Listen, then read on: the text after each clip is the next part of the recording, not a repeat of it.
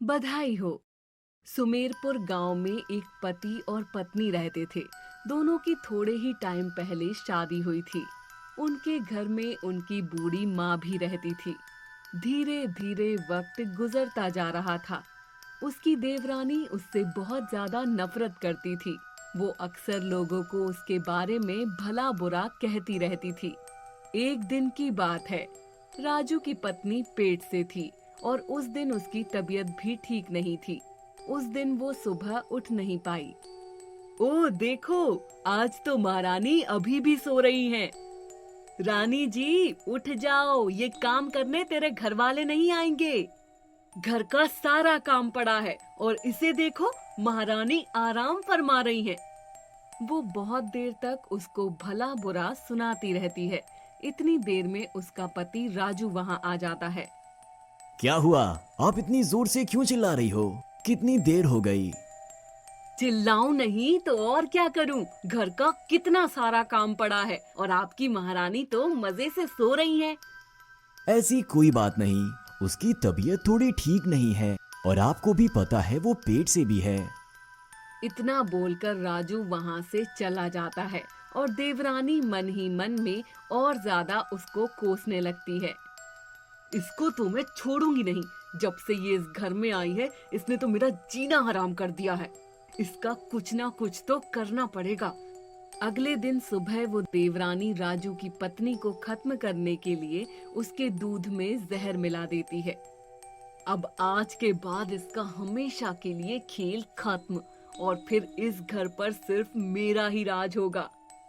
वो ये सब सोचकर मन ही मन में बहुत ज्यादा खुश हो रही थी। राजू की पत्नी वो जहर वाला दूध पी लेती है।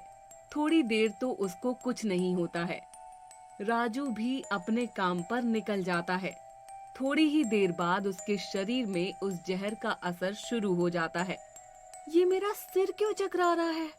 बाहर जोर से आवाज लगाने लगती है, पर कोई उसकी नहीं सुनता। देवरानी बाहर से दरवाजा बंद कर देती है।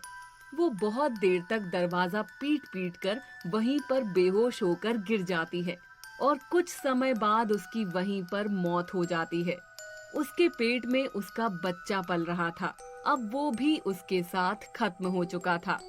जब राजू को ये खबर पता चलती है तो वो दौड़ा दौड़ा घर आता है। अपनी पत्नी को ऐसे अचानक से मरा हुआ देखकर उसको कुछ समझ नहीं आया, पर वो अब कर भी तो कुछ नहीं सकता था। राजू की पत्नी की आत्मा को शांति नहीं मिल पाती है और वो एक भयानक चुड़ैल का रूप ले लेती है और अपनी देवरानी से उसकी मौत का बदला लेने की ठान लेती है। वो रात को उसके सपने में आने लगती है।